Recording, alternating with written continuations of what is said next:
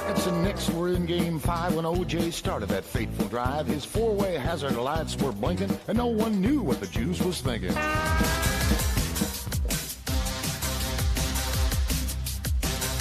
I've been to Reno, Chicago, Fargo, Minnesota, Buffalo, Toronto, Winslow, Sarasota, Wichita, Tulsa, Ottawa, Oklahoma, Tampa, Panama, Mattawa, La Paloma, Bangor, Baltimore, Salvador, Amarillo, Tocopilla, Barranquilla, and Padilla. I'm a killed. I've been everywhere, man. I've been everywhere, man. Across the desert bare, man. I breathe the mountain air, man. Of travel I've had my share, man. I've been everywhere.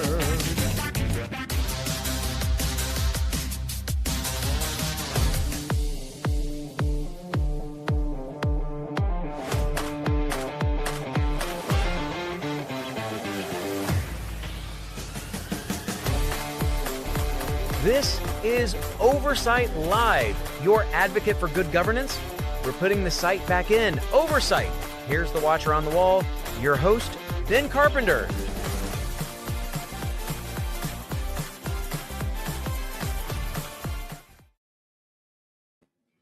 Good evening, everyone. Welcome to Oversight Live this Monday evening. Appreciate you joining us. Thanks for participating.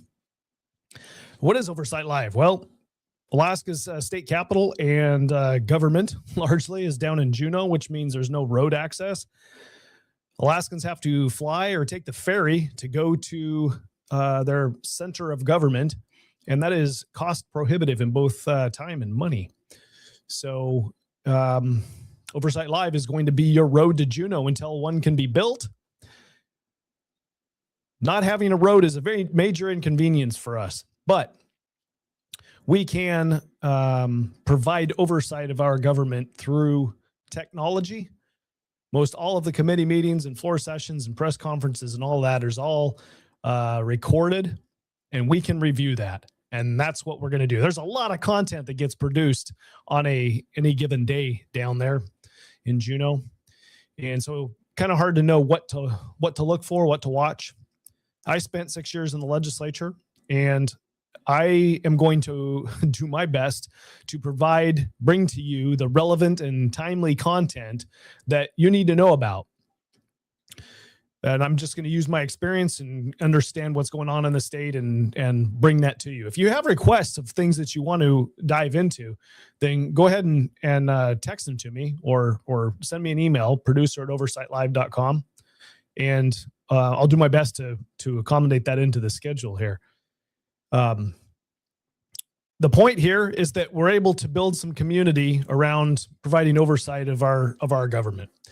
If you've got questions, because sometimes what's happening down in the legislature is like a foreign language. It's confusing about what's going on. So if you've got questions, chat them. We're broadcasting live on YouTube and Facebook, X. If you chat in that window while we're live, I'll get that message and I'll be able to respond to you. I'll do my best to answer your questions. If this is you watching a recording, drop me an email, producer@oversightlive.com, and I'll do my best to answer your question. And don't be surprised if I bring the question up on air. If you've got the question, likely there's other people that have the same question, and we'll just use it to edify ourselves. There's no dumb questions here. The dumb question is the one that doesn't get asked and answered. And then we're all lesser for it. So anyway, that's that. We're going to attempt to have some fun. Self-government can be fun as well. I know some people detest the government and detest participating, but you know what? If you are one of those people and you shy away, and there's enough of us that shy away because it's something we don't want to have to deal with, then the people who are going to participate are the ones who want to. And that's not necessarily good for you. So it's a necessary evil. It is something that we must endeavor in. It is our civic duty if we want to see a government of the people, by the people, and for the people. Then the people need to participate. So without further ado, if you've been following along on the show, the thing that's going on in the legislature, one of the major events or major themes in the legislature this year is along the Alaska Gasline project. And we're going to jump over. We have finally been introduced to the House CS committee substitute to the governor's project, Gasline project tax bill. So that was introduced today. And we're going to jump over and watch that recording and try to understand what is going on with their CS. Now, I've had a chance to review it. I think I understand the gist of it, but I need to dive into it a little bit more as time allows here. Totally different approach than what we've seen in the Senate. Okay. Totally different approach. Some of it is refreshing. Some of it recognizes that there is a purpose greater than just government taxation for the benefit of the pipeline. And I appreciate that part of it. Okay, let's jump over and get this meeting started here. Changes that the CS makes. I will also note you have Emily Nauman, the Director of Legislative Legal Services, on the line for questions. Dan Stickle, the Chief Economist with the Department of Revenue. Matt Kissinger, the Commercial Director for AGDC, as well as Frank Richards, the President of AGDC. So thank you, Calvin. Thank you. For the record, Calvin Zulo, Staff to Representative Freer, and Committee Aide to House Resources. So the first change is Section 1. It adds some legislative findings, new intent language that essentially says that the special tax treatment in this bill is provided to... You speak up, sir. Is that better? Speak louder. Can't hear you. The new intent language is there to establish that the project maximizes the benefit to the state by ensuring direct and affordable access to natural gas to the residents of the state, and that communities are affected by the natural gas project are protected from the negative impacts of the project. Okay, so that is not something that is legally binding. That is just the intent language that goes with the bill. Not all bills have intent language. This particular bill does. It is just communicating that from the perspective of the framers of the bill or the committee substitute, this is why they're doing what they're doing in the bill. It's highlighting that we think that the value of the pipeline is in providing low-cost energy to Alaskans, and the purpose of this effort that we're putting forward in the committee substitute is to ensure that, and to ensure that local communities are taken care of. Okay, so it's from that perspective that this committee wants us to frame the conversation here. If you juxtapose that with what you're seeing, what we've witnessed over in the Senate Finance, completely different, because they're 100% focused on maximizing state revenue, and that's it. That's all they care about. The biggest change is the change to the alternative volumetric tax and the creation of new equity options. This committee substitute taxes the three major project components separately, so that the gas treatment plant and the Arctic carbon capture facility on the North Slope, the pipeline, and the LNG import and export facility in Nikiski are all taxed separately. We changed the ramp-up period, so taxes are abated for the project for 6 years or until 250 million cubic feet of average daily throughput is achieved. Section 6 and 16 create an equity or AVT option for the North Slope Borough and the Kenai Peninsula Borough. The gas treatment plant and the LNG facility would be taxed under AS 2945 municipal property taxes until an option is chosen, and though taxes are still abated during that ramp-up period. So neither 2945 taxes or the AVT that they could choose to put on the project would apply. Just some shorthand here that he used. 2945 is referencing the current statute, AS 2945 taxes. So what he's saying is either the taxes that are currently in effect or the proposed bills and this CS's differing tax structure, which is the alternative volumetric tax, would apply. So he's using that, comparing the choices that the entities have. The pipeline AVT would be set at 5 cents per 1,000 cubic feet of throughput, 50% of that revenue would be distributed proportionally to municipalities and the state based on the percentage of pipeline within property tax jurisdiction. And then the other half of that AVT revenue would be distributed according to population using a formula based on the Community Assistance Fund. There would be a conditional AVT on the gas treatment plant set at 5 cents per 1,000 cubic feet of throughput. Current language has revenue distributed to communities on a per capita basis under that community assistance formula. That was a miscommunication with legal in the drafting. We intended for that revenue to go entirely to the North Slope Borough or the Kenai Peninsula Borough. Representative Fields. Yeah, I actually support keeping it as written because that substantially affects the full value of the pipeline. So I Okay, thanks for bringing that up. So what is happening right now in the committee? We stepped in right at the beginning, but what you didn't see, and I thought wasn't really pertinent in the interest of time here, is they brought forward the committee substitute. So the language that was used is similar to other committee meetings that we have previewed or watched on here, reviewed, where the chair asks one of the other members to, usually the vice chair or a co-chair, to move a committee substitute, and then there is discussion on the committee substitute. So that's where we're at right now. Nobody's making any changes. There's not any amendments coming forward. There's nothing. So there's a discussion right now on this committee substitute because the decision before the body is to accept the committee substitute as a substitute for the original bill or not. If the committee decided that they didn't want to see the committee substitute for some reason, that would be rare that you would have the chair bring forward a committee substitute that she doesn't already have the votes for, then the committee would not take it up. Then the bill that is the precursor for the committee substitute would still be the bill.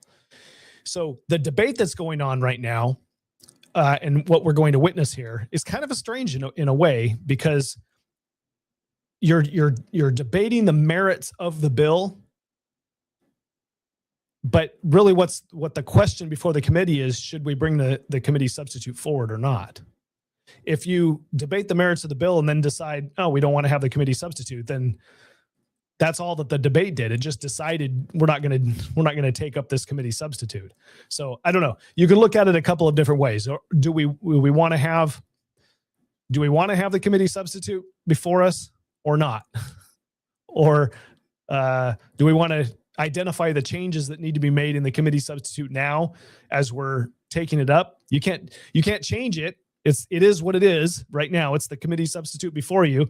You can amend it later or bring forward another committee substitute, but that's your choice. So anyway, that's the end result, or the end thing that has to happen here after they have all their conversation, is decide whether they want to bring this committee substitute forward or not. So all of the debate and all of the conversation that you have regarding the specific provisions is just trying to understand the change or the committee substitute before they adopt it.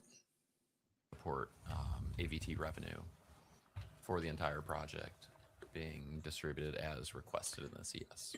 In that situation, as the bill is currently drafted, the North Slope Borough and the Kenai Peninsula Borough would be electing to essentially distribute revenue from the facility in their borough to large population centers like Anchorage and Fairbanks.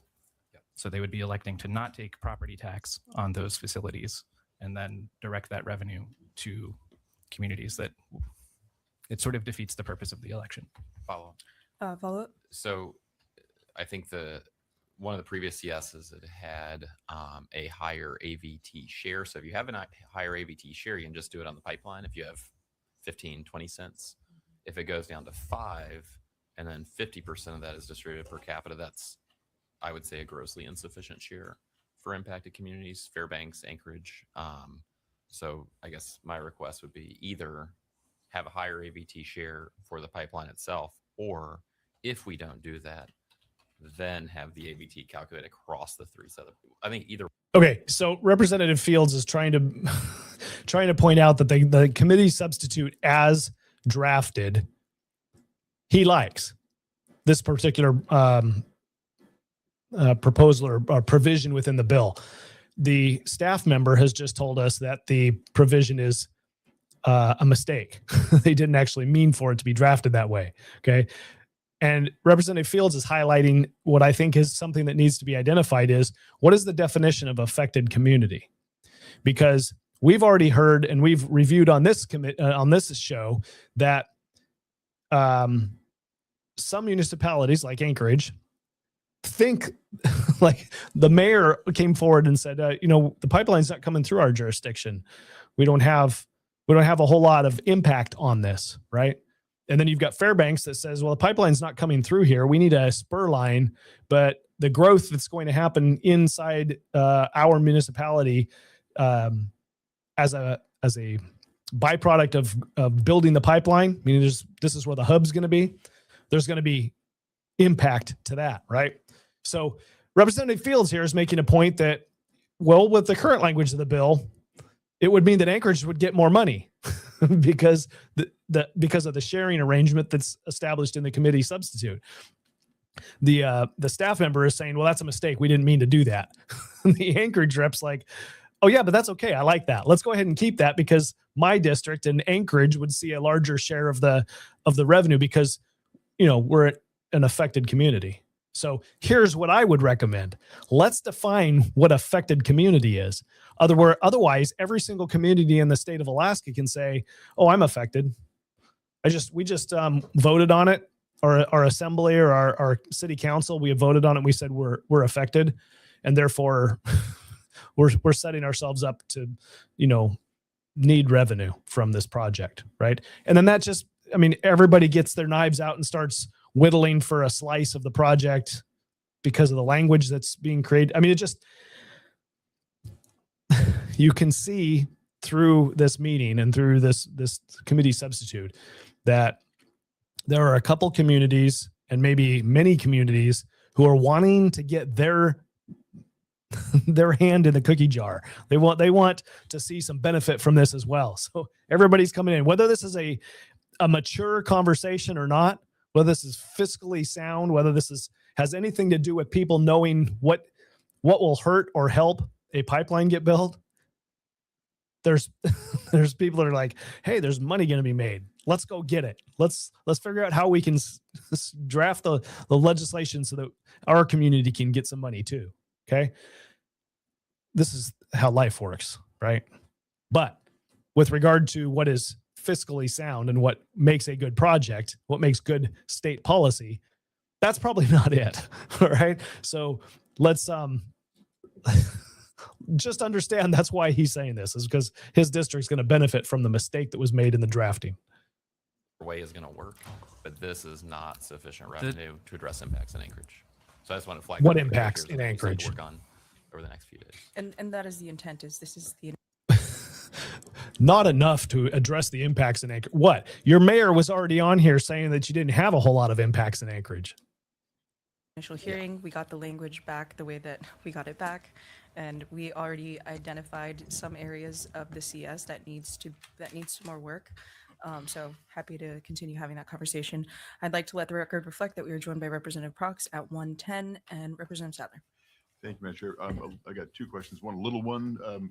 Mr. Zulu said something was an error. I wasn't quite sure. Couldn't hear him what he was referring to. Did legislature make a drafting error? Please specify where that was. But before I go there, I just want to ask, you want to conduct this and just let him read through the sectional and then begin to ask questions, or is this our only run through? How do you want to conduct this?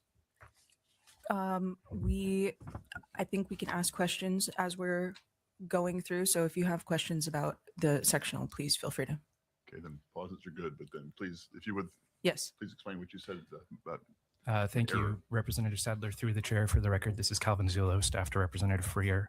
The drafting error, and it wasn't quite a drafting error on legal's part as much as a miscommunication between myself and the drafter, is that the current language for these conditional AVTs on the gas treatment plant and the LNG facility are directed into the community assistance fund formula. We intended for that revenue to be directed to the respective boroughs, the North Slope Borough and the Kenai Peninsula Borough. So the gas treatment plant, if the North Slope Borough elected to take AVT, would get all of that AVT on that component of the project, for example. the extent to which you can refer to pages or sections is going to be appreciated. I have a sectional analysis that I can go through after this. AVT would now be adjusted for inflation annually using Anchorage CPI smoothed over 5 years.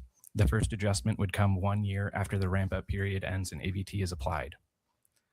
So that means the 5-cent AVT would increase with inflation, or I guess theoretically decrease with inflation later, if that were the case, if it went up and went down. I don't know. Does it deflate past or lower than 5 cents? I don't know. Do you need to draft that in? There's a delinquent tax penalty for AVT set at 15% of the delinquent amount and increase in interest on the delinquent taxes. Version A of HB 381 had a penalty of 10%, but there was a separate statute that applied a 5% penalty that we have exempted the penalty from under this bill. We created conditions for eligibility for AVT and the tax abatement during the ramp-up period. To be eligible for AVT and tax abatement, the project must include plans for a lateral spur line to Fairbanks, scheduled to begin operations 2 years after the first component of the project begins commercial operations, defined as the first day that it has throughput of gas. The costs of financing, construction, operations, or maintenance of the spur line must be shared across the pipeline system, and the RCA is directed in this legislation to certify that the project is designed to maximize in-state use of natural gas, and that other conditions for abatement have been met, including that cost-sharing provision. Okay, so this isn't addressed in the Senate's version of what they want to do, right? This is the House's version, and they have added into this statutory change within the committee substitute that says none of this tax abatement, the volumetric tax, doesn't go into effect unless there is a spur line that gets built. So the current state statute with regard to the property tax would be in effect if there's no pipeline, right? So that's a policy call that this committee is saying is important. We need to ensure through the levers that we have at our disposal, which is the tax policy, that the project is going to take seriously the need for a spur line in Fairbanks. It is also saying that the spur line in Fairbanks is not at the cost of Fairbanks people, of who is going to benefit from that pipeline. The cost of that spur pipeline needs to be shared across the entire length of the pipeline, the main pipeline project. Okay. And then they're tying in RCA assessment or approval to the conditions of whether this tax goes into effect. Okay, so those are some significant hurdles and bureaucratic processes that would have to that are being added to the underlying bill, especially with regard to the RCA. The bill has a provision that says that if commercial operations of the project, again defined as the first day that a component has throughput of natural gas, has not begun by 2030, then the abatements in the AVT expire. Okay, Rick, you came in a little late. Thanks for joining us. To recap, we are discussing the committee substitute that the House Resources Committee has brought forward to the House version of the governor's pipeline project tax bill. Okay, so both the Senate, the underlying bills in the Senate and the House are identical. They're just, one has got a different name than a different number than the other, House bill, Senate bill, and then they've got the same provisions. It's an identical bill. Okay. Senate Resources has already established a committee substitute, and we've reviewed that. Today we're reviewing the committee substitute for House Resources.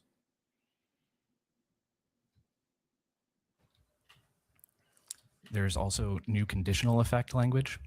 Before HB 381 takes effect, the Commissioner of Revenue must determine that the project developer has committed to enter into a community benefit agreement with communities within 50 miles of the pipeline corridor.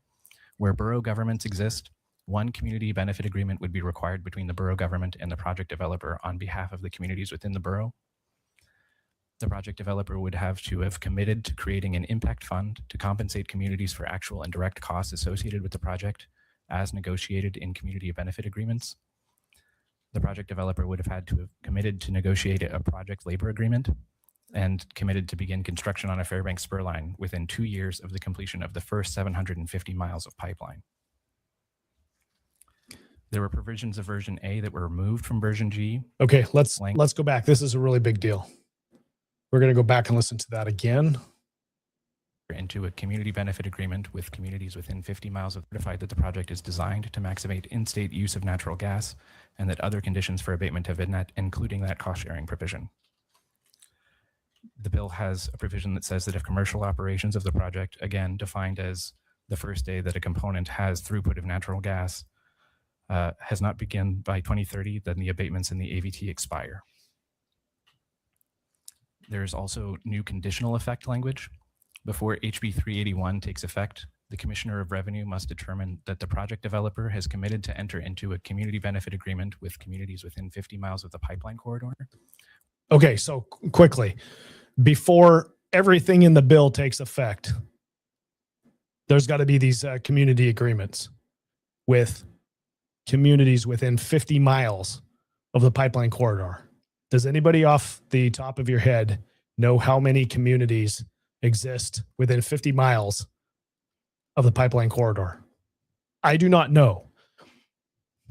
That could be a large number. It could be a small number. I'm not sure. But this, the whole project, if it's waiting for an answer to tax policy at the state, this particular revision, this committee substitute would put the entire project on hold from going forward until community agreements with every community within 50 miles of the pipeline corridor take effect.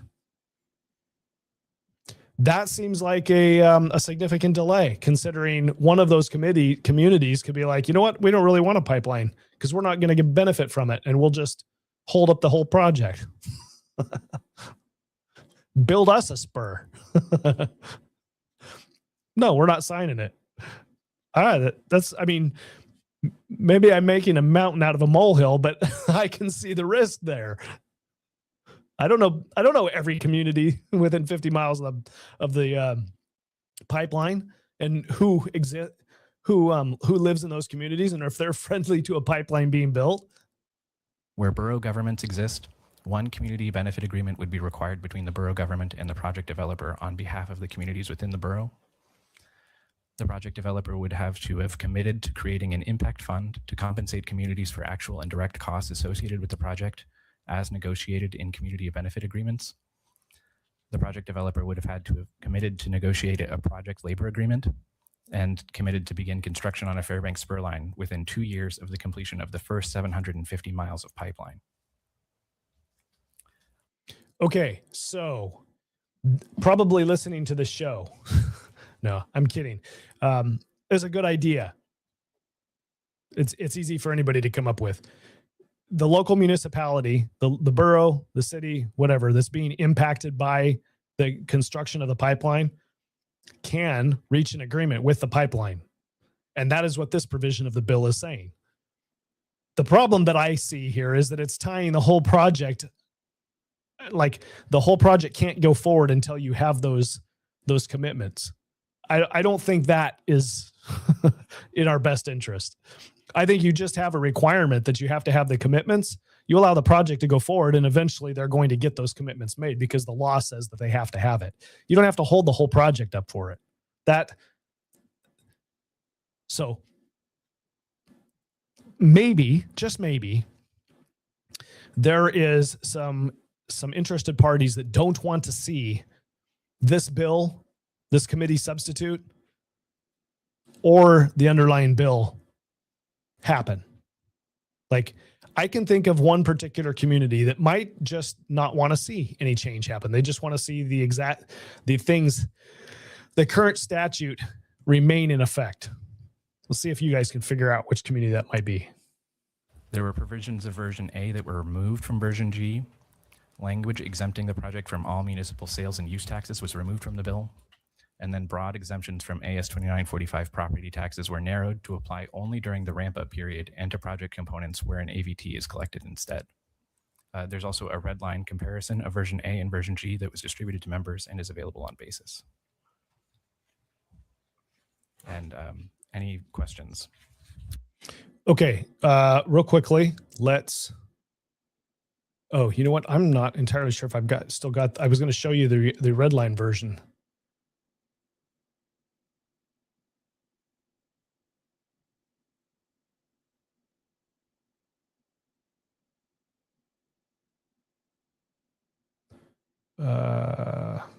Yes.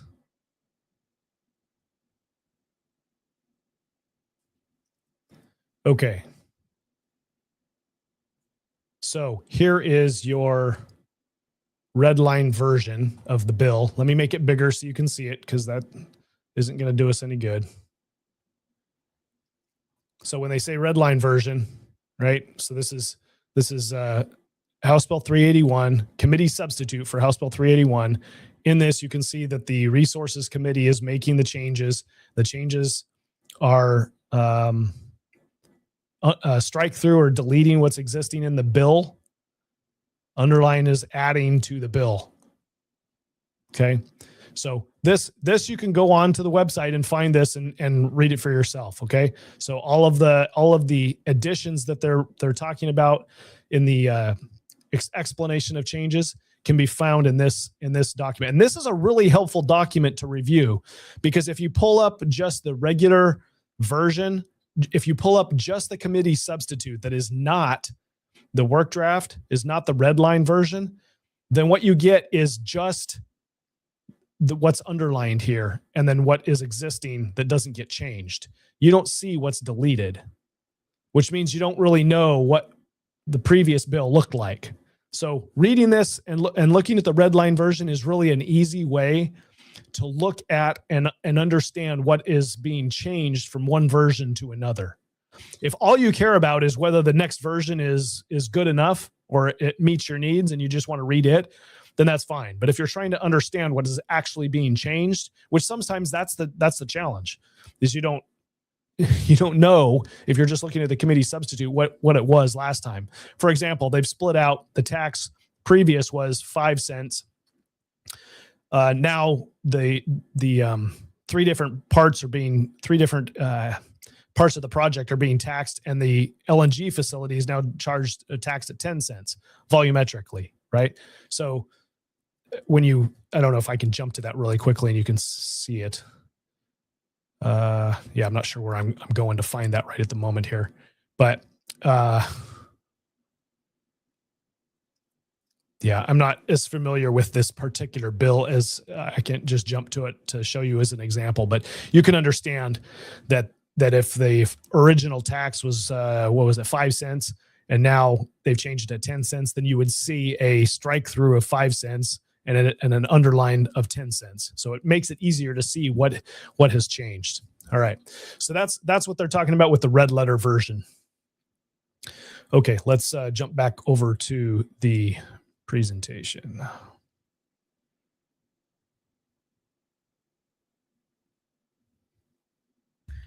Thank you, Calvin.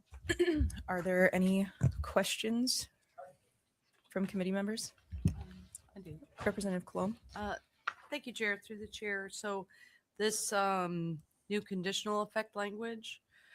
So the conditions are, I see words like committed to creating an impact fund, committed to negotiate, committed to begin construction. But when it comes to the community benefit agreement, that has to be like written and done as a condition of the pipeline. The intent of this was that the project developer would have to have committed to the Department of Revenue to begin negotiation on these. It was not intended that, say, if there were a community within that corridor that decided not to enter into a community benefit agreement, that would delay project initiation. Okay, that's a good distinction. So you're relying upon a blessing from the commissioner that the project developer has in good faith started this process of obtaining these agreements from the community. Okay. I can take my blood pressure down just a little bit. Follow-up, Representative Sadler. Thank you. And I think we need to make sure we understand what committed to. For example, committed to negotiate a project labor agreement. This is conditional language. This is any effect of gatekeeping or a kill switch until these conditions are in effect. The ABT cannot take place. So, a commitment to negotiate a project labor agreement, does that imply achieving a project labor agreement? Committed to beginning construction, does that actually require construction? I just want to make sure the language is not. I want to make sure I understand what the language, if we're setting conditions, they have to be clear. Thank you, Representative Sadler. Through the chair, Representative Sadler, and again, for the record, this is Calvin Zulo, staff to Representative Freer. We use the language committed to. We took that from the project labor agreement language in AGIA. That bill had similar language asking for a commitment. And again, the determination that a commitment has been made would be made by the Commissioner of Revenue. Okay, great. It was taken from AGIA. What does it mean? It means that the Department of Revenue, the Commissioner of the Department of Revenue, believes, has determined that a commitment has been made. So it's just the assertion. That's a low bar. Well, we understand that there are already conversations that have been ongoing about a project labor agreement. There's an MOU that has not been completed yet, but they have been in communication with folks with the Building Trades Association to reach a project labor agreement.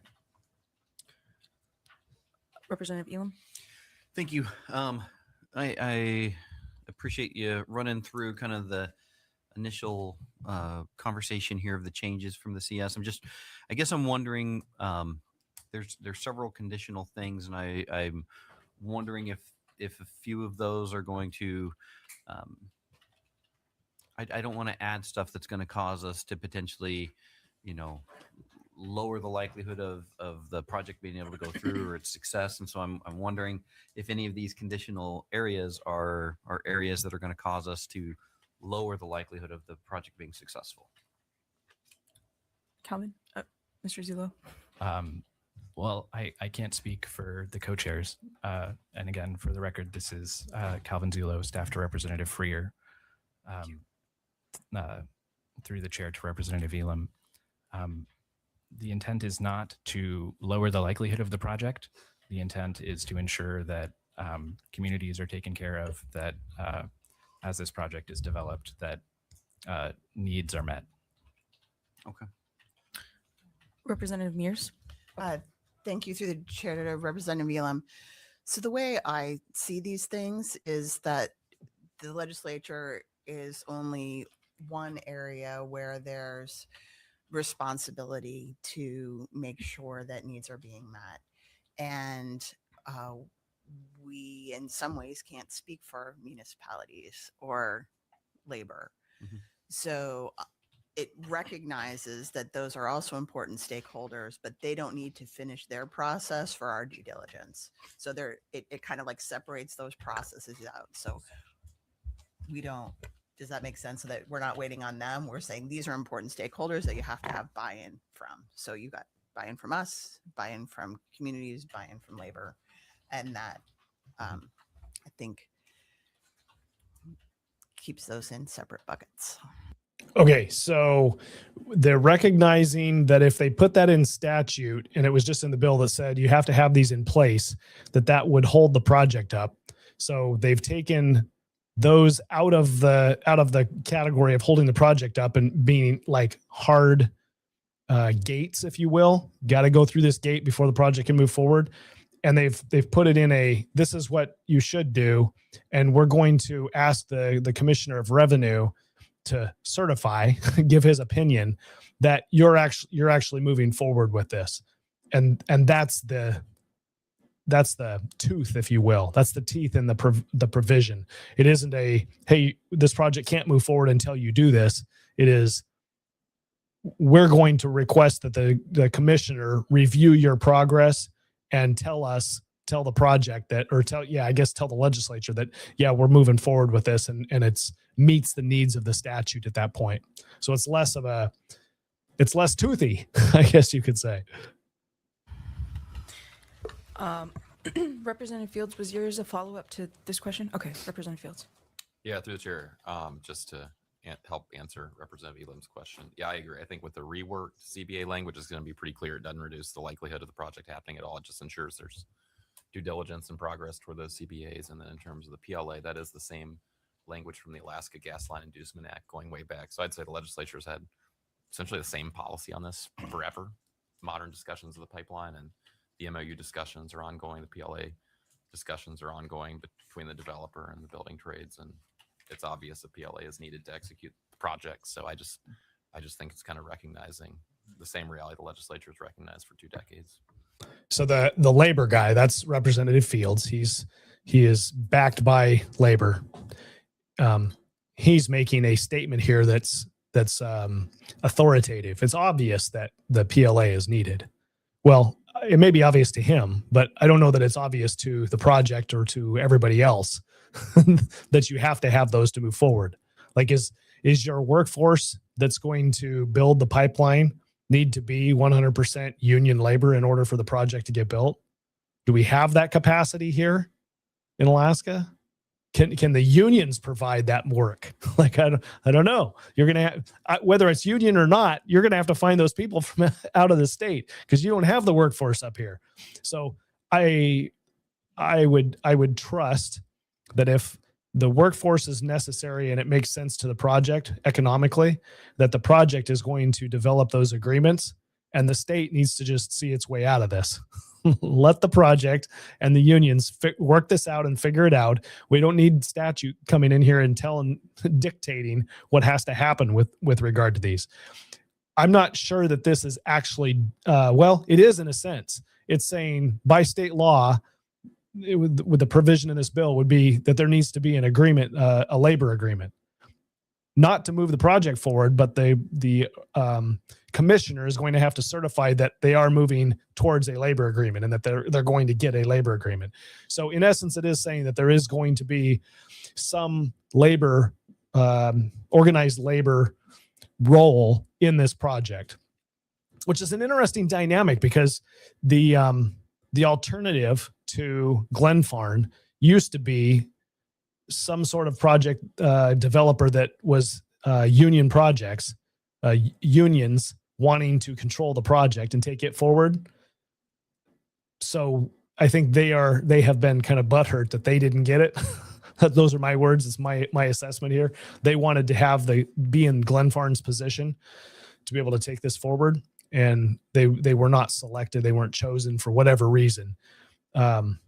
Now you've got to push here to make sure that collective bargaining and labor unions are included in this project, and they're going to use state law to ensure that happens to some extent. And it's not clear reading this bill or this committee substitute what that level is to me, and I'm not sure whether there is one or it just says there needs to be a labor agreement at this point. I'm sure. Brief it is. Brief it is. Rick asks the question, is this, would it be a statute like the one the permanent fund is in? If you're talking about the permanent fund dividend, it would be different because we're not talking about an appropriation that the legislature can ignore. We'd be talking about a statute that is not ignorable. Okay, let's speed this up just a little bit here. Or was there any other follow-up on that question? Representative Prox. Yes, I'm wondering, well, to whomever, have the municipalities itemized the impacts and the estimated cost of those impacts? There has to be a distinction between the actual impact of this project versus things we could do in the future if it results in increased population and all of that stuff. But you don't necessarily deserve a new football field because this pipeline is being built. But you probably are going to have some more police protection temporarily, as extreme examples to illustrate the point. So have we gotten some sort of an estimate from the municipalities of what impact they are expecting? Thank you, Representative Prox, for the question. I think that when we hear from the municipalities, they are still in negotiations as well, but this is language that some of the language that they were in agreement on, and my staff, he's gone back a few slides from the presentation and can speak to that. Thank you. Okay, so we talked about this previously, and this was my recommendation, or what I said is what I think is necessary, is that you just put in the statute that the agreements need to be reached, and that there's some threshold or some right and left limits on what impacted means for the communities. And I think that's what Representative Prox is getting at. He's like, hey, have the boroughs come to us, the cities come to us and said, this is the list, this is the dollar figure that we think we're going to be impacted by. If I understand him correctly, that's what he's saying. And I'm like, that's what I've been saying, but the legislature doesn't need to know that necessarily. They need to set the statute in place that enables those conversations to happen or requires those conversations to happen. But what the costs are, that's probably largely should be between the project and the municipalities. Okay. Question: who is the chair of this committee? So I didn't review who the actual committee members are, but we can do that really quickly. She is not somebody that I served with, and so you can go to the website and look at the clicking and talking at the same time is apparently not a strong suit of mine. Okay. So we're looking at the website for the state legislature, right? akleg.gov, akleg.gov. You click on committees, click on standing committees, and you get here. This is the resource committee in the House. And that is not this year. So sometimes that happens, and I don't know why. You can look and see who the committee membership was for all these other years, but if it ever comes up and it's dark like this, a dark background, you can know that that's not this current year. That'll confuse you. So go up and select this. It'll pop up to the current year. There you go. Now that looks like it should look. So you've got two co-chairs. One of them is Representative Fryer, and Representative Dibert. Fryer is from District 40, so that's up the North Slope. And you're going to hear something in the meeting here in a minute that's going to tell you everything you need to know. Dibert is from the Fairbanks area. Fairbanks. Oh, that's what she's lived in. But anyway, she's elected from District 31, which is in the interior. Okay. The rest of the committee members, you've got Representative Hall, Mears, Fields, Sadler, Prox, Colomb, and Elam. Okay, so those are your committee members. Thanks for asking. Forget from time to time that some of those simple questions I take for granted, people don't know about. And instead of just telling you, which I did, but I showed you where you can go to look so you don't have to ask me, which is good, right? I'm not just giving you a fish. I'm teaching you how to fish. Okay. I hope you get that reference because obviously it had nothing to do with fishing. Okay. Let's move on here. The chair, Representative Prox, again, for the record, Calvin Zulo, staff to Representative Freer. The language directing the CBA agreements says that they should include an estimate of actual and direct costs from municipalities established in those CBAs negotiated with the project developer between the community. And so that is to speak to your question, is that it's not just a slush fund for communities. They have to identify what costs they are and impacts they're experiencing.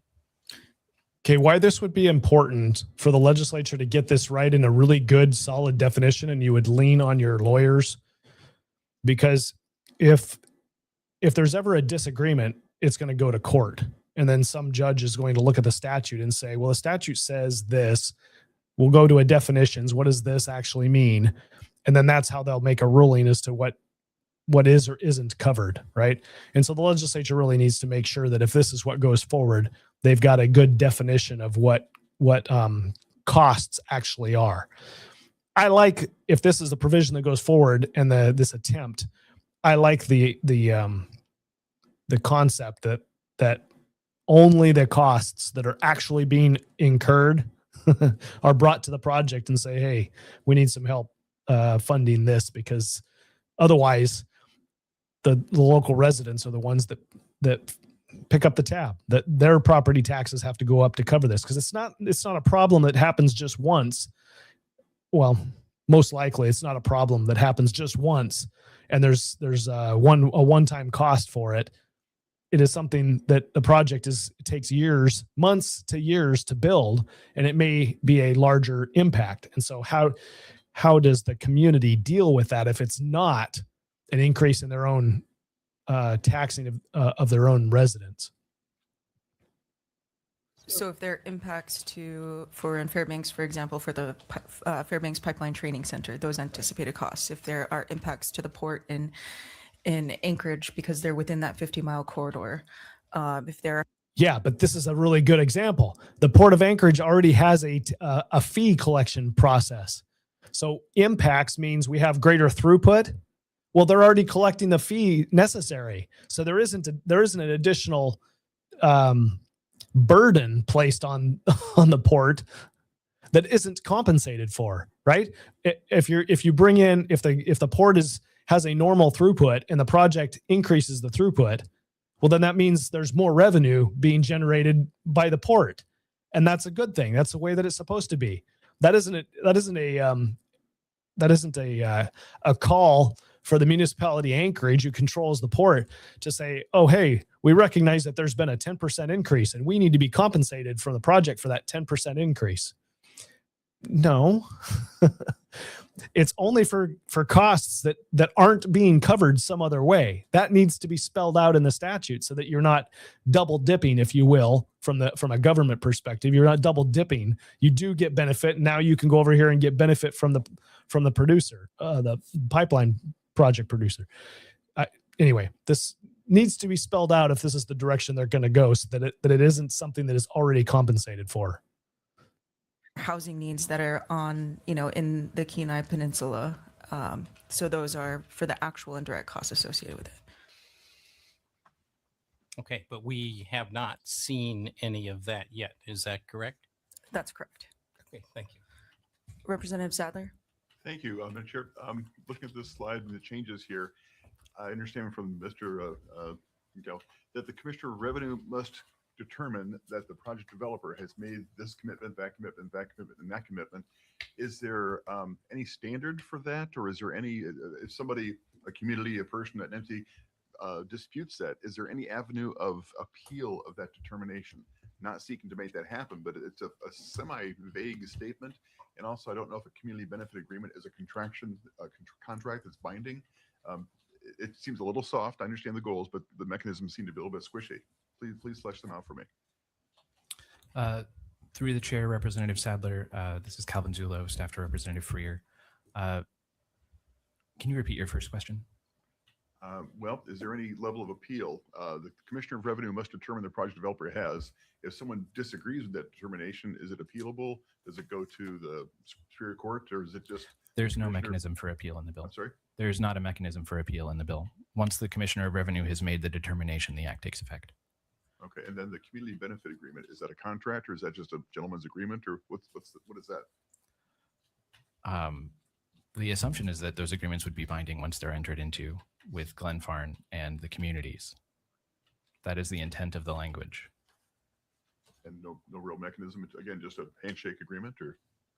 Glenfarn would make a commitment to the Commissioner of Revenue I mean, if you're interested in an amendment to make that stronger. Well, I'm just trying to see I understand you're getting a commitment, but this is a $40-50 billion project, and people are going to want hard edges as to what the conditions, are and are not. So I think we need to define clearly what committed is and what level of enforcement there's going to be. Thank you, Representative Sadler. And as this is our first stab at this version of the CS, and we've set the amendment deadline for a later date, I hope that we have the opportunity to have those conversations and figure out if there is a way to put a mechanism in place for an appeal process.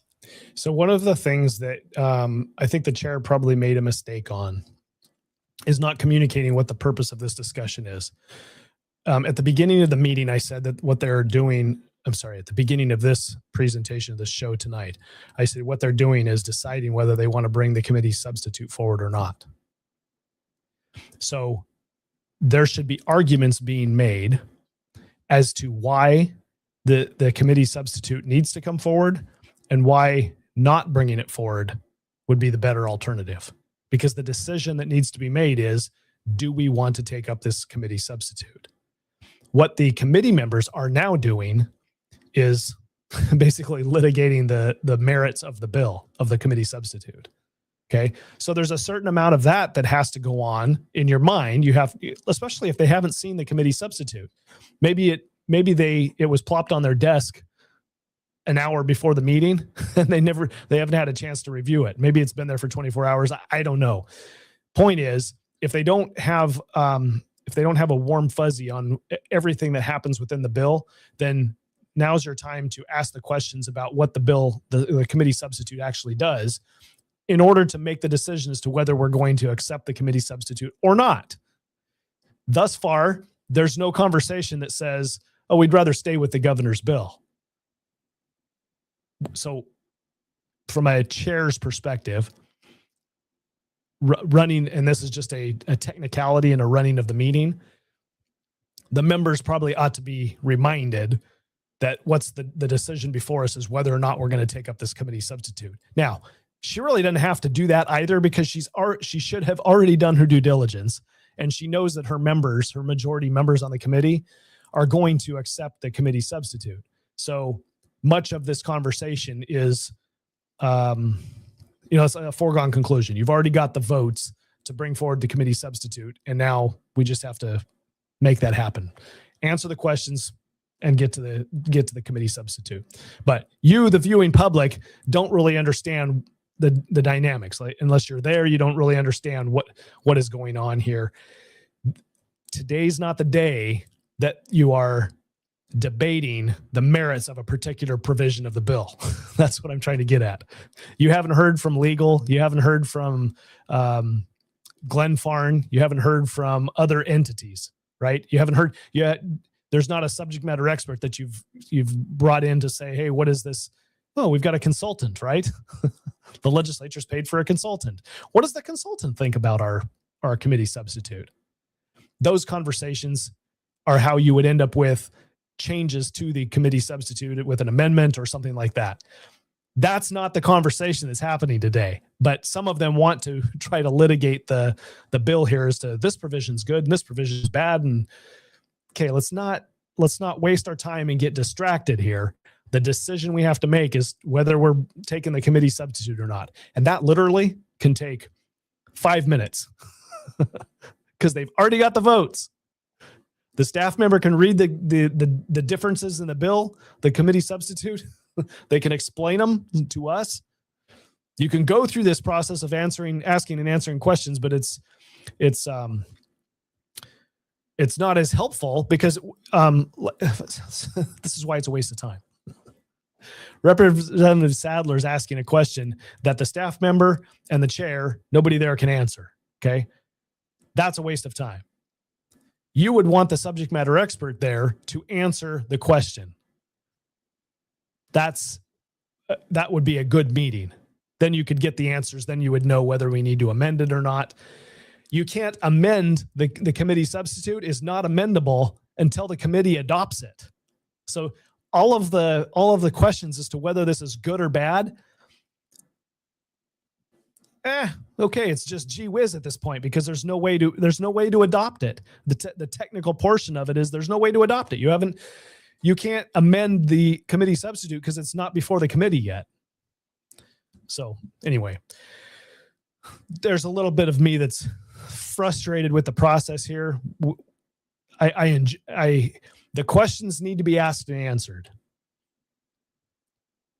but I'm less inclined to hear what Representative Mears thinks is the truth, and somebody who's a subject matter expert that is in the industry, or how Glenfarne is going to see this, or how the administration is going to interpret this. Right?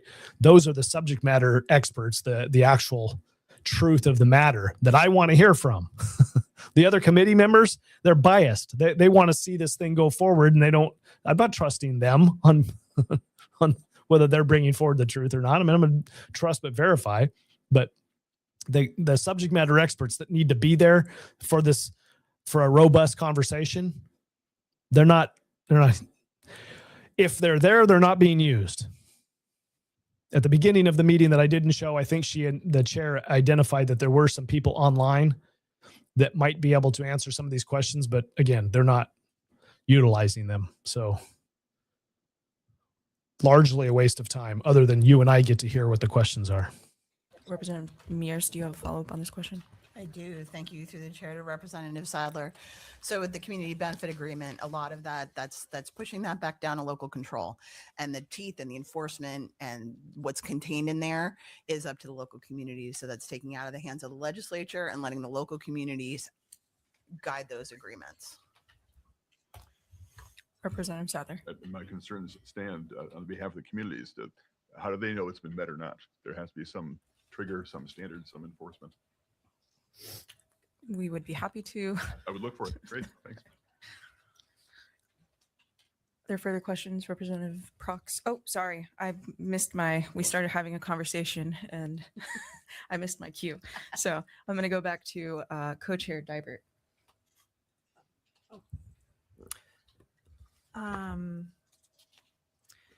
I think these are all really great questions. I rose my hand a while ago. It goes back to, the new sections and the CS and all these questions about, will this halt the project? There's been a lot of discussions, and I really appreciate what Representative Mears followed up with. Lots of communication, but I think it would be, and Representative Prox's questions about how this would impact our communities, like we'll need more police, we'll need more teachers, we'll have to get DOT involved to take care of our roads. And these are all things that communities need to know the cost of, and it would be beneficial, I think, somewhere soon, now that we have a CS, to invite our mayors back to answer those questions. That's all just a comment, not really a question. Thank you, Co-Chair Dybert, and that is the intent. We do plan on bringing the borough mayors back before the committee to go over this. We are also anticipating a presentation, hopefully from the Department of Revenue, to model some of the new numbers, and then to have AGDC as well as Glenfarne and all of the folks that have been having these conversations, the negotiations between the project labor agreement, the negotiations between the municipalities, to come back and go over the CS and again have the opportunity to make any necessary amendments. Is this a follow-up to this question, Representative Elam? I think so. Representative Elam. I guess when we're talking about the CS here and kind of to what Representative Prox was bringing up, it seems that this really kind of opens it up to a lot of municipalities. And I guess my concern would be is there's going to be several areas that are more impacted than others. And I guess I just would be there's a lot of municipalities along that path. And so I would be concerned that we would want to be careful not to open up to too many agreements compared to specific areas that are being significantly impacted. That's all I had to say. Thank you, Representative Elam. I appreciate that. So in the bill, and specifically on this slide, it says that a CBA would be required for a borough government and the project developer on behalf of the communities within the borough. So it would, like the city of Soldotna would be incorporated into the Kenai Peninsula borough. Wasilla and Palmer would be within the Matsu borough. The Anchorage would be within the municipality of Anchorage. So that's the intent, is not to open it up to all of the city local governments, but folks that aren't represented or maybe in an unorganized borough might be impacted. Representative Fields. Sorry, I have to go up to finance for a bill hearing. Do y'all want to vote on adopting that CS or wait? Can we, well, we've completed the presentation. Calvin does have a sectional analysis. We can adopt the CS and then go over the sectional analysis and continue conversation if that is the will of the committee. I just don't want to leave y'all hanging. I appreciate that. He's one of We her have to go to votes. a bill hearing up in finance, and I didn't know if we want to take the vote on the adoption of CS and proceed with discussion. That's all. Thank you, Representative Fields. So, yes, Addie's. Okay, so now they're going to have to figure out what they want to do, because he's in the majority. He has one of her votes that she needs to pass the to adopt the CS.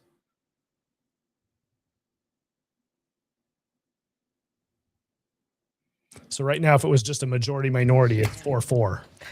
Back on record in House Resources.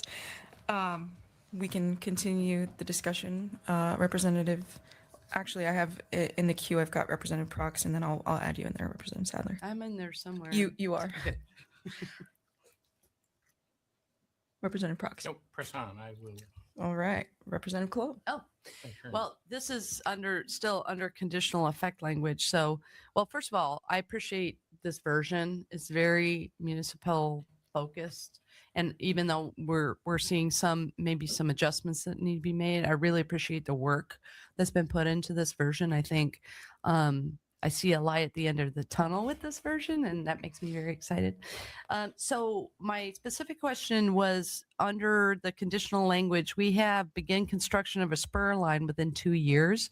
And so I've talked to the chair about this, but I think it's important to discuss on the record. My concern about a specific time frame with that, there are a lot of things with the spur line that's out of our control and probably Glen Farm and a lot of people's control, like environmentalists taking things to court, any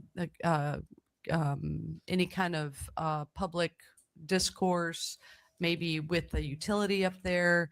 It sounds like it's a little bit complicated. I don't have a problem with putting spur line language in here, but if this is conditional on building the pipeline, we don't really know if they'll begin construction when this starts. And so I guess wondering where the 2 years from the completion of the pipeline came from, because you can't really confirm that early in the game. So I didn't know if you had anything to say. So they're looking for a way to force the project to build the spur line. Okay, that's what they're searching for. Putting a 2-year time limit, I think most people would probably agree if you're looking at this objectively. I don't know whether you can get your permitting done in 2 years. Like that seems like a awful quick time to get all your permitting done for a pipeline. Maybe I'm wrong. Maybe they could push it through faster than that. But I would think that permitting plus lawsuits equals longer than 2 years. I don't know what the actual length would be, what a good analysis or a good assumption would be, but 2 years seems a little narrow. Thank you, Representative Colomb. And I might ask my co-chair to comment on the spur line language. I know that she was working really closely with her borough mayor to construct language to make sure that we've received commitments from, they're verbal commitments. They've said, yes, you will, that's why the outtake is there. Yes, you will have a spur line, but we just wanted to, I guess, sort of formalize that. Co-chair Dybert. Yeah, thank you through the co-chair to Representative Klum. Thank you for bringing up the spur line. the language for this has come through many meetings and lots of talks. And personally, for me, whenever I have these meetings, when I talk to my community and the people who live in Fairbanks, we have the highest energy costs in the state. And right now, I just filled up my fuel tank where it was $5.90 a gallon. And that was roughly $1,700. And when I talk to people in my community, they want to see me address lowering our energy costs. And I promised I would do whatever I can for my community and have these discussions. And so with the help of my mayor, that 2 years is what we landed on. I personally asked for a year because we have to have some language where there's a promise where we could lower the energy costs for Fairbanksans. And if I could go back to my community this summer and talk to them at coffees and at the door, saying this is what I worked very hard on, it's something that I could be very proud about. And we're not trying to delay the project. 2 years gives time to get permits in order and also give time for Fairbanks residents to switch over to using gas instead of heating, fuel, or wood. Those are bold claims. I would want somebody that is in permitting to tell me whether 2 years is enough. I mean, if you're going to make that claim, then you got to back it up. Somebody in Fairbanks is like, yeah, we can get it done 2 years. Okay, maybe. Let's get the facts. Right now, Also, really want to win. I really want something to take back to Fairbanks during this election year and show people that I've done something that I need to do, right? Like, it is a thing. It is what's, especially the second session, it is driving much of what happens. I got to be able to go back to my constituents and tell them something. I got to show that I did something. Fairbanks is working on deploying, switching our boilers to gas boilers instead of fuel boilers. That takes time. 2 years gives residents time to switch over and also businesses, and just anything to help lower our costs for energy and heating our homes. Thank you so much. Did you have a follow-up, Representative Cool? Yeah, I did. So thank you for that. And I totally understand the cost of energy in Fairbanks. And I've always supported the spur line. That's not the issue. One of my issues is, so this is 2 years after the gas line's done. So now we're talking probably 6-8 years from now.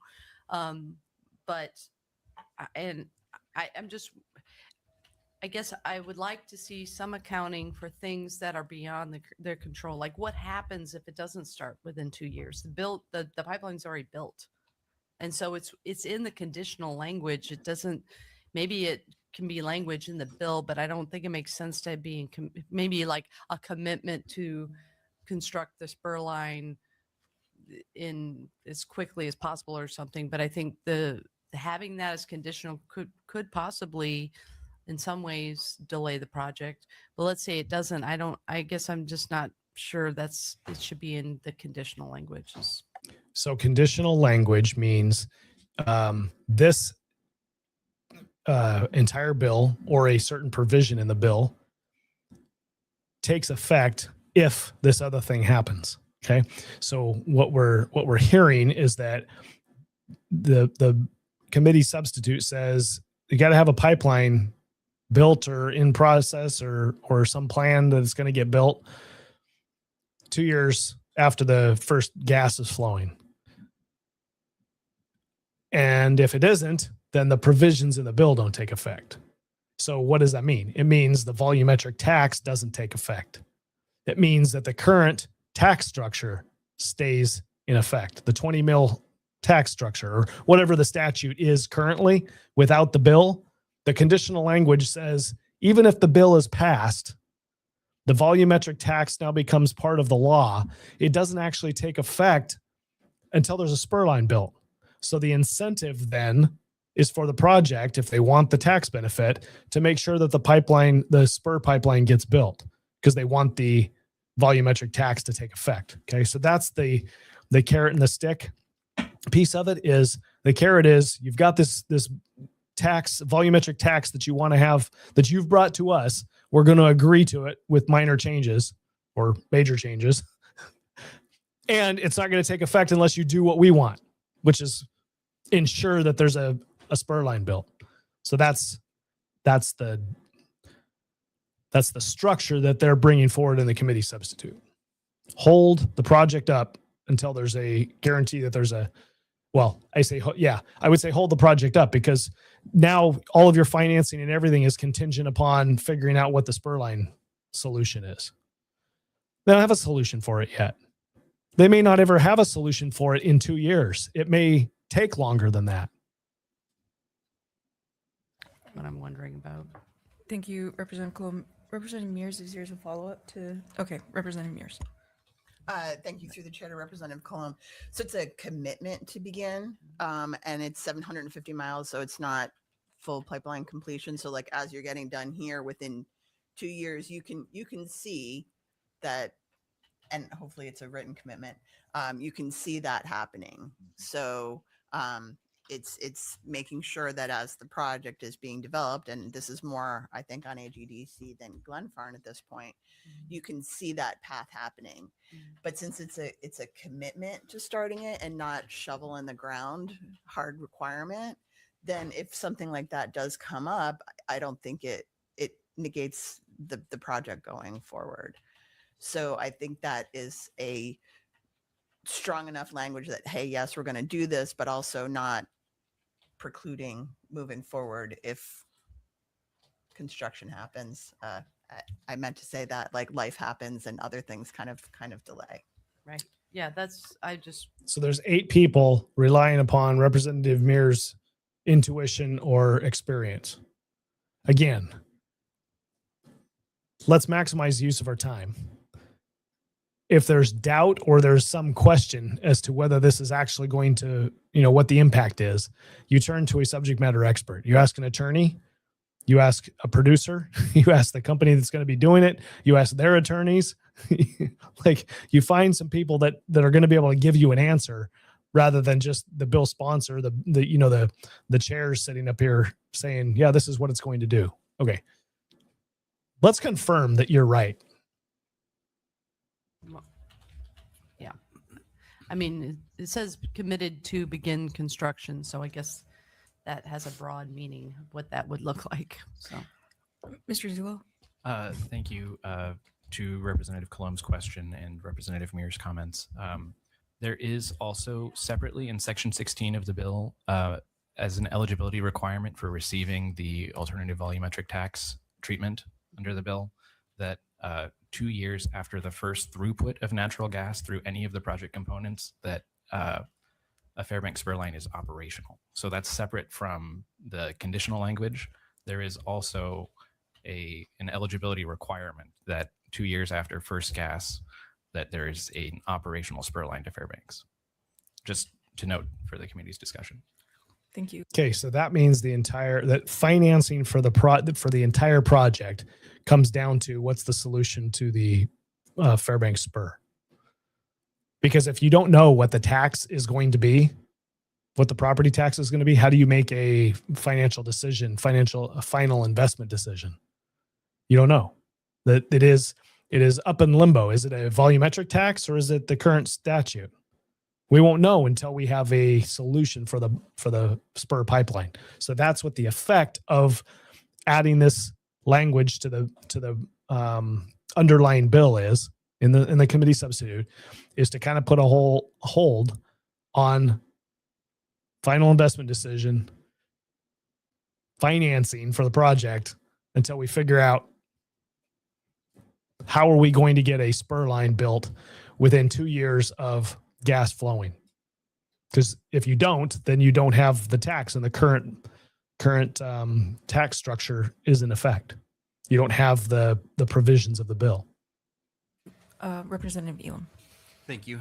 I appreciate the conversation about the Fairbanks spur. Completely agree. Getting low cost energy to all Alaskan residents, top priority.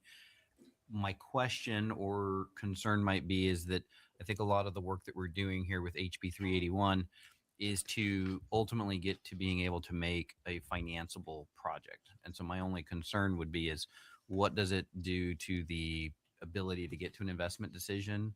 Because I don't know what the full status of the Fairbanks spur pipeline is, because I do want to make sure that we get that. But my question would be, and it'll probably be for Glen Farn or AGDC, would be what does that do to the investment, the ability to be able to get financing for the project? I don't expect any of us to have that answer. It's just sort of. Oh, Matt Kissinger. Yeah, we do have Matt Kissinger on the line. I will say that I would really like an offtake on the North Slope. Right. As well. But Mr. Kissinger, did you hear the question? North Slope's got a lot of money. Maybe you could pay for your own offtake. Are you able to respond to Representative Elam? Yes. Hi, thank you, Chair. This is Matt Kissinger calling in from Anchorage, Alaska. Representative Elam through the chair. I think, I guess it adds a slight bit of risk to the investor in that, there could be a loss of the abatement / ABT in case that this wasn't met, but it is a fairly small amount in the scheme of the total project. And so I don't know that the amount itself would add any extra complexity to the financing. I don't believe that it would. Not measurable. Okay, thank you. Thank you. Representative Sadler, you're next in the queue. Thank you. I guess the question I would ask of AGDC, if what it sounds like you're saying is spur line, not a big deal. Why wasn't the spur line considered included in the original or current description of the project if it's a de minimis impact to the financing? Through the chair. Representative Sadler through the chair. The main reason for that really has to do with the permitting of the project. As you know, this is not project permitted as a pipeline. It's permitted as an LNG facility. The pipeline and the gas treatment plant on the North Slope are connected actions. They're just connected parts of the one single facility, which extends all the way from the North Slope to Nikitzki. And so the definition of a pipeline, a spur line departing from that system and going into Fairbanks has never met that definition. It would be regulated, as we know, under the state regulations, for example, rather different than the rest of the project. So that's the reason why it has never been included. It has always been anticipated to progress simultaneously with the main line. There are complexities around it as Fairbanks does not have a mature gas consumption base, and of course the complications around the IGU contract for trucked North Slope LNG. And these things need to be worked around. That's the reason why it wasn't included. Okay, perhaps. Well, and follow up my question a while ago is, actually the 750, the first 750 miles of pipeline, my understanding is that is not the full intended length of the pipeline. Why 750? And how do you determine completion?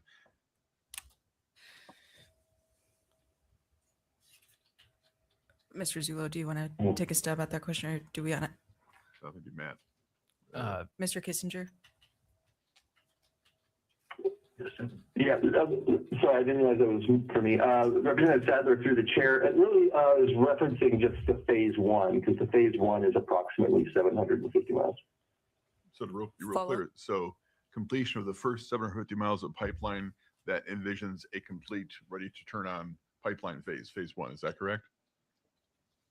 That is correct. That's correct. Okay. Okay. And Mr. Kissinger, how would you define completion? Would it imply operation? Well, I would consider completion to be the physical completion and entry into commercial operations. It's what in the industry we call the COD, or the commercial operations date. Okay. Okay. That's my question. I'll get back in queue. All right. Representative Prox. That answered my question as well. Thank you. Okay. Love it when that happens. Representative Cologne. Oh, what's the end? Oh, I've got Sadler, then Cologne. Oh, okay. Okay. Okay. So it's me. Or Sadler. Go. She said your name. Go. We just had a few questions from Representative Sadler. We'll go to Representative Cologne, then back to Representative Sadler. Okay, thank you, Chair. So I would like to go back to the slide. I'm sorry they're not numbered, but it's all volumetric tax, ABT, and equity options. So I just want to clarify. So we've got 5 cents on 3 different projects, right? But the gas treatment and the LNG, that 5 cents, the intention of the bill is only going to North Slope or Kenai. And it's actually through the chair, Representative Cologne, Calvin Zulo, staff to Representative Freer. It's 5 cents on the gas treatment plant and 10 cents on the LNG facility. Okay. And the intent of the bill is, yes, to have that revenue directed to the borough government that would make the election either AVT or equity in the project. But as the bill is drafted now, it goes into the community assistance I got formula. it. Okay, thank you for that clarification and follow-up. And in the middle, the ramp-up period, so taxes are abated for 6 years or until 250 million cubic feet. What was the original bill? Was it 10 years and 10 years and 1 billion. 1 billion. 1 billion. Thank you. And that is not something that Representative Cologne, just so you know, that's still something that we're kind of toggling with too. That's not set in stone 6 years. Okay. 6 years is what the Department of Revenue said that they anticipated. Basically 2033 is when they would achieve that throughput. So we put 6 years in there, but that's not, we're not married to that language or that part of the amendment or the Good to know. CS. Thank you. Representative Sadler, I've got you back. Thank you. Turning to the slide labeled eligibility for AVT and tax abatement. The second sub bullet basically says this legislation directs the Regulatory Commission of Alaska to make a certification about the design to maximize in-state use of natural gas. I'm not sure if that is within our authority. I'm not sure if that's within RCA's authority.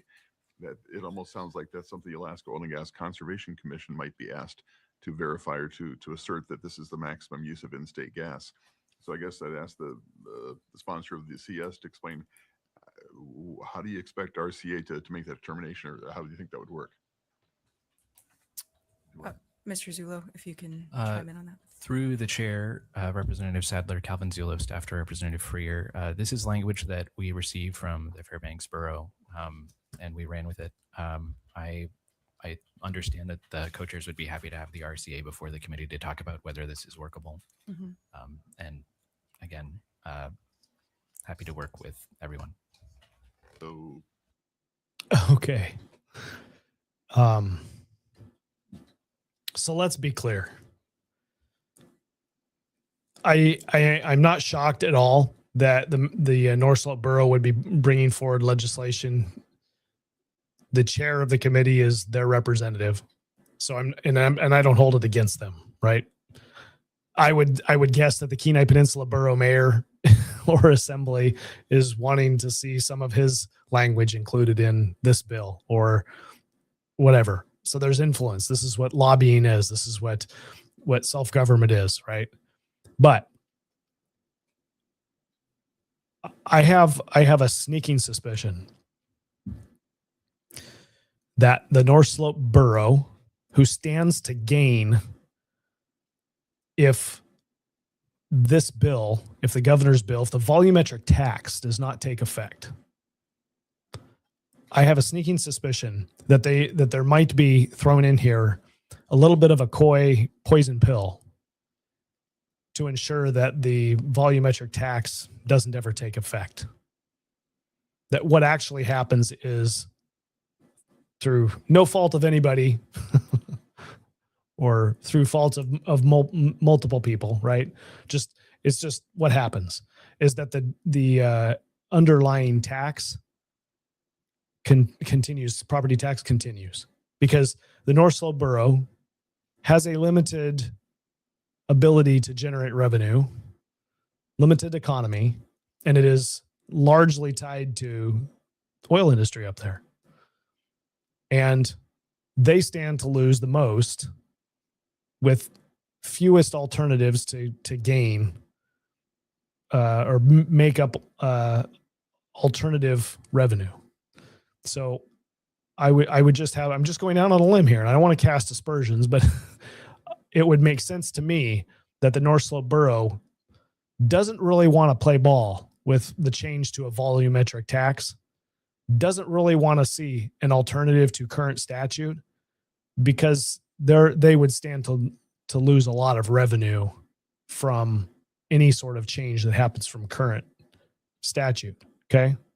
So there's always going to be that in the back of my mind as I see the chair of this committee and as I see an acknowledgement that at least part of this committee substitute has been drafted or written by people in the North Slope Borough. Obviously, they want to see the project steered to the way that is to their best benefit. So what is their best benefit? Is it a volumetric tax? Is it a community agreement? Their best benefit is for current state law to stay in effect. That's their best benefit. So keep that in mind as we go forward. Follow up. So we don't know quite how, but this came from the Fairbanks North Star Borough, and it's included in here. So who should ask? I'll ask that question of whom? We will have the borough mayors back before us, and unfortunately, we don't have them on right now. Okay. Co-chair Dybert, do you want to work on it, or do you want to? Can we direct that question? Can we take note of that question and then come back? Yeah, and actually, we should ask our CA if this is an authority if they can take a legislative direction to come to a decision that would seem to impinge on their authority. Just with this. Okay, and there are other bills that are. Why are we asking another government agency to tell us what the legislature has the authority to make a determination? Like, you could just put in language in the bill, intent language, type language that says, we, the legislature, based on our due diligence, decided that this is the best maximum benefit, that this pipeline is the maximum benefit for Alaskans. Just make that determination. You are the legislature. You don't need to go ask a bureaucracy to tell you something that you already know, or that you want to make a statement. Like, you are the legislature. You just make it so. Moving within committees that address RCA's ability to deal with Alaska LNG or not, and so that's probably inappropriate. We could definitely have RCA come back before the committee. Representative Prox. Yes, thank you. I guess whomever was involved with this particular section, we'd have to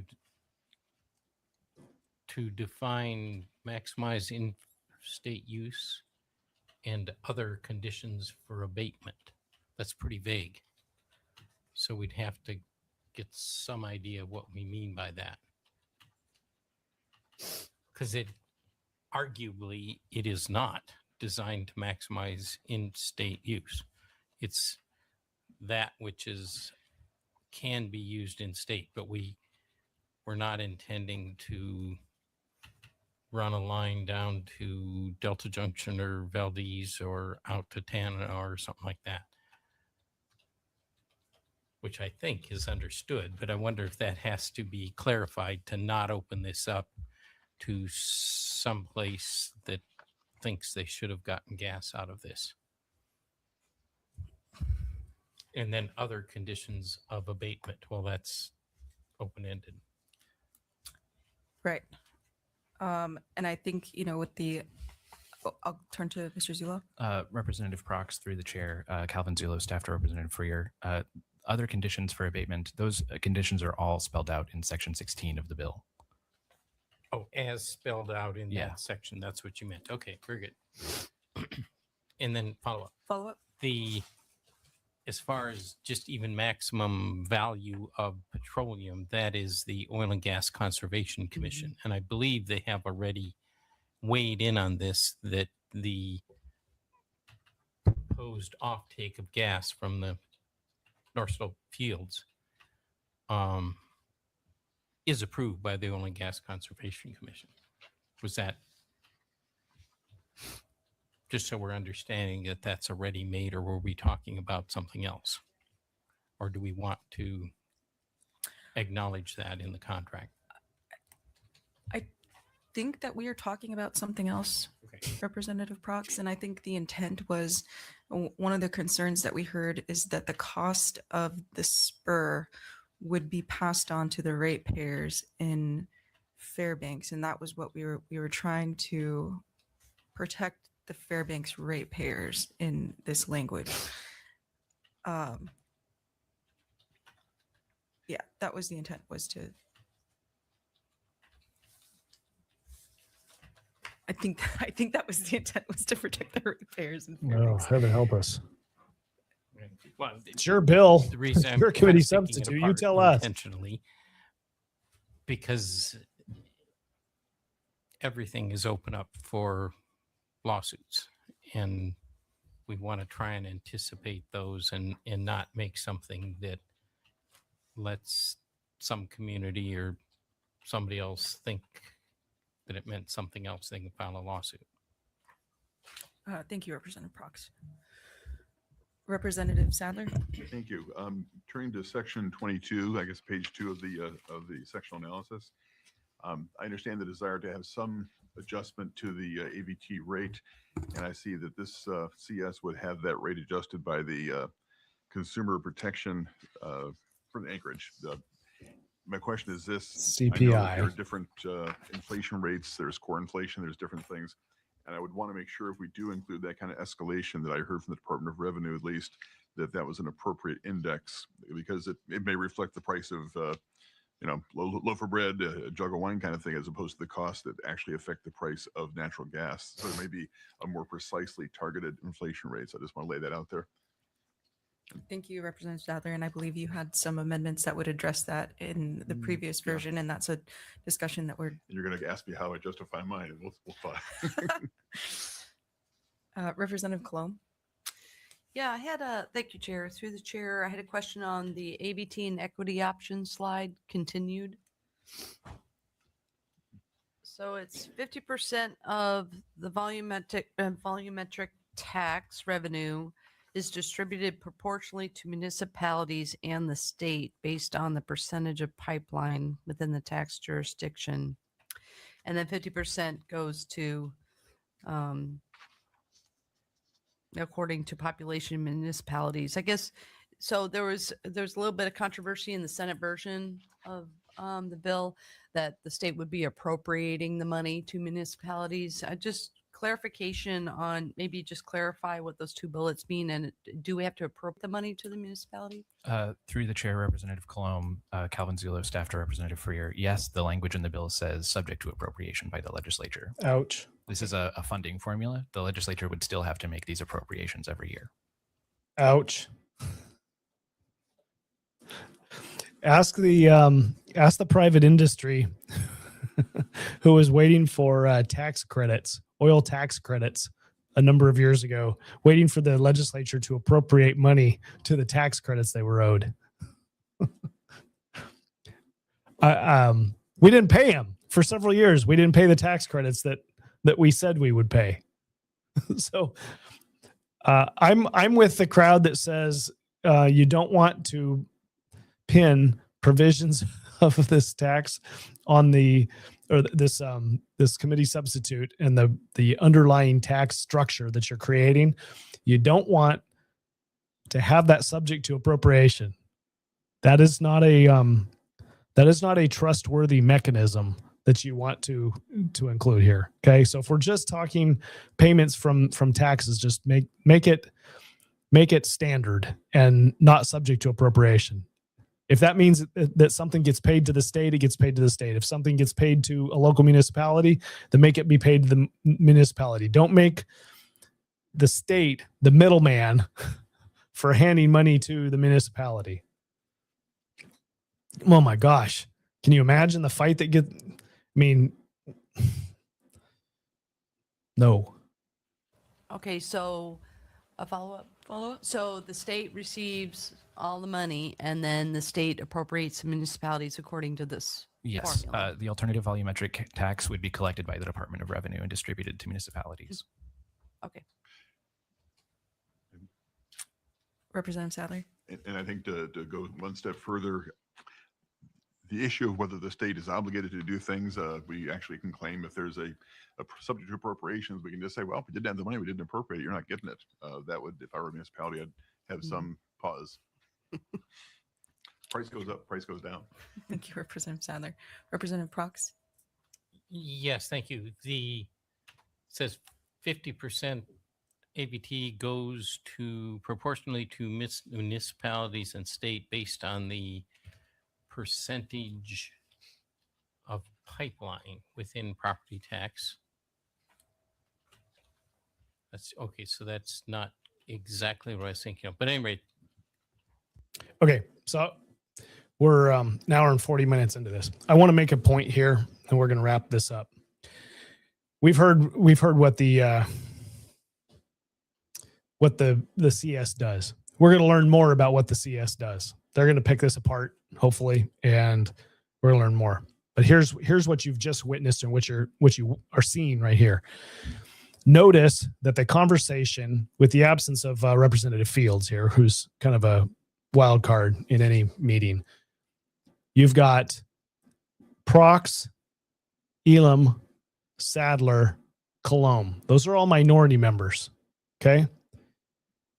No questions are really coming from the majority because they've seen the bill. They've seen the committee substitute. They helped draft it. They had conversations in their caucus meetings and whatever. Okay. So this is the first time that the committee substitute comes forward. Right now, the chair does not have the votes unless the minority are going to agree to bring the committee substitute forward. She does not have the votes to make it happen. She needs Representative Fields there to make that vote happen. She's doing a very good job of humoring, allowing questions of the minority to ask their questions before they take action on the bill, on the committee substitute. Okay, to bring it before the committee. That's what's going on right here. Now, if the minority had the bill, had the committee substitute at the same time that all of the majority members did, they wouldn't be looking up at the screen trying to figure out what it means, because they would have already had it to review. They would have already been able to digest it and think through it and come to the meeting prepared to have a good conversation. But that's not how things work down there. It is such a toxic environment that the majority is like, well, they'll get it when they get it, and we don't really need them, and blah, blah, blah, blah, blah. Okay.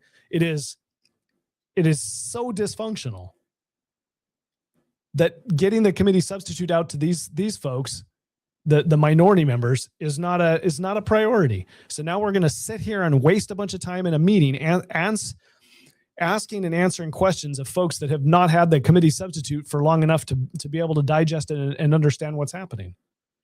And now you've just bogged down. Imagine if that's happening in every single one of the meetings, committee meetings that are happening. There's a better way to address this, to do governance. This is not it. This is dysfunctional. Okay. What the committee majority has access to with the CS, give the CS to everybody else. You're going to bring it to them anyway. It's got to be out in the public. More eyes on it equals better product. You know they're going to be asking questions anyway. Anyway, just kind of behind the scenes here, understanding that that's the reason why you have much of the questions coming. I mean, this is the place to ask the questions, but they're making sausage. They're trying to figure things out on the fly because this is the first time probably that they've seen this work.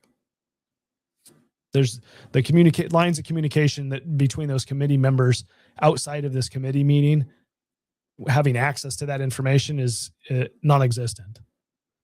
When it gets released to you, the public, that's when the minority gets it. So now we're going to sit in a meeting and go through this painful exercise of listening to all the minority questions because they didn't have a chance to look through it and understand it themselves. Anyway, just a better way to do this. Okay. So now what is going to happen here moving forward? You've got the House version of the governor's bill that now has a CS.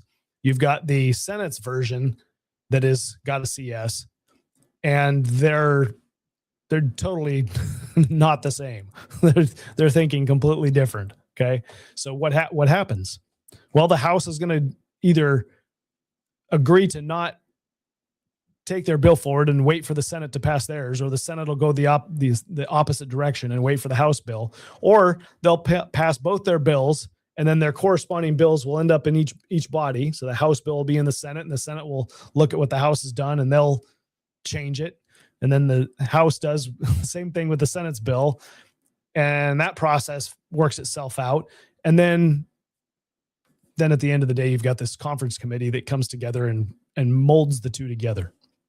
If one of the committees doesn't just make a decision, communicate behind the scenes and say, okay, fine, we're going to use the House bill as the vehicle, or we're going to use the Senate bill as the vehicle, and we're going to agree that these provisions are coming out of the Senate bill and going into the House bill, or vice versa, and that's what the agreement's going to be. So it's completely unclear right now what the final CS is going to look like between the two bodies, because they're wildly different. But that's kind of the process that they'll have to go through. Is both of the CSs will have to go to their respective finance committees and be amended there, and then they'll go to the floor and be amended there. And anyway, so a lot may change between now and when this can actually go into effect or go to the governor for a signature. Christopher says they can't believe they would not have time to review the documents. No, I am not exaggerating in the least. The majority members likely had the committee substitute as soon as it was available. The minority members had it available when it was going to be made public or just before the committee meeting. That is standard practice in the legislature. That's standard practice. So that explains why you've got Republicans asking questions, because it's probably their first opportunity to read it. And if they got it last night, it's their first opportunity to be talking to anybody about it, because nobody addressed them. They didn't have a part of putting the bill together. And that's why. I mean, you're in the minority, you don't have a part of it. You're not part of the majority caucus, so you don't get to know. This is the consequence of that structure of doing it that way. Meaning not giving the minority the bill as soon as the substitute as soon as it's available. You're going to put yourself through and put the public through this process of trying to answer the questions of the people who are seeing it for the first time. That's what it is. That's the process we have. What we didn't do is, just out of curiosity, I wonder when they're going to accept the CS. I'm going to fast forward real quick and see. Then the other 50%. To them, but I didn't preview the end of the meeting here, so. Ms. Nauman is back on. Except for. I'm just mildly curious how. These are more questions. The committee substitute any or that particular under the current Kissinger. So, gas Okay. treatment plan as we're looking at the AVT, does that only review it? And all of your thoughtfulness and the portion that gets treated. So I Okay, think let's that's see the what they do here. discussion that we'll need to have here. Because Representative Fields isn't there.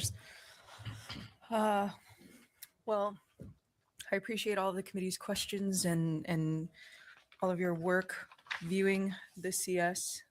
Got leaked last week, so you got extra time to Oh, look at that. review it. Totally wrong. That means they and didn't all read of it. your thoughtfulness, and look forward to future hearings. That completes the agenda for our House Resources Committee meeting today. Our next House Resources Committee meeting will be on Wednesday, April 29th, when the committee will have Gaffney Klein back before the committee to discuss House Bill 381. Hopefully Mr.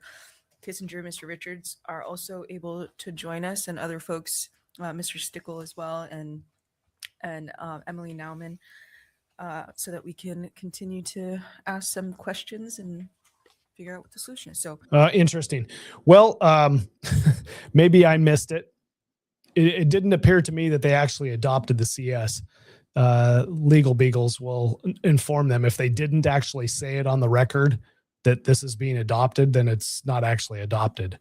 They got new staff, they got new chairs, they're inexperienced, and they may have made a mistake there, or I just missed it on the recording. But when Representative Fields was there, and as he was leaving, he brought up, "Hey, do you want to vote on this?" And they didn't take any action on that. There wasn't a is there an objection to bringing this committee substitute forward, and or I remove my objection so that somebody would have to object to it. Anyway, I didn't hear what I thought I would hear for bringing it forward. So anyway, we'll see what happens later. It's it's a technicality, or technicality on how things operate down there, but in the end, they will get their CS as they want. So, all right. Rick has a question here before we go. Rick says, how many people will leave the state before the decision is made to build or not build? Energy rates are hurting a large percentage of our population and getting worse. Chugach and MEA are raising rates. Yeah. Well, I mean, considering that it's going to take years before we have gas, 3 to 4 years before we have a pipeline down to NSTAR's offtake in the on the Matsu there, phase 1. Probably a lot. There's probably quite a few people that are going to leave. But I mean, as soon as the project is announced and hope is alive that now there's going to be jobs associated with it, you'll start to see things pick up. So maybe not. Maybe this is the shot in the arm that the Alaska economy needs right now, and we won't see a lot of people. But you certainly can get frustrated watching a legislative process unfold, because to the average person, what is going on is frustrating. It's like, why do we have to go through this process? Why can't we just come to the conclusion quickly and move on? Like, I'm right there. Why can't we? Well, because that's not what the legislative process is. Legislative process requires minority members to have a say. They have to have the opportunity for them to ask their questions. Whether they've been given the information in advance, whether they choose to read it in advance, sometimes just coming to a committee and not doing your homework and asking the questions there is something that you can do. And it's not something I would prefer to do, but some people do it. They're just like, I don't need to put the effort in. I just show up and ask questions at the committee. That's the process. So it's messy and it takes longer than you would want it to take, but that's the best process that we have. Rick says, I'm optimistic. That, I don't know. I'm trying to be optimistic. Let's put it that way.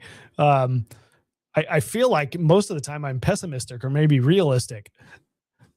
I try to be optimistic, because what happens if you're not optimistic looking at the legislature, you would just quit and go home, because it's a very frustrating place to be trying to get things done, because it takes forever. It's a lot of effort goes into getting little things done.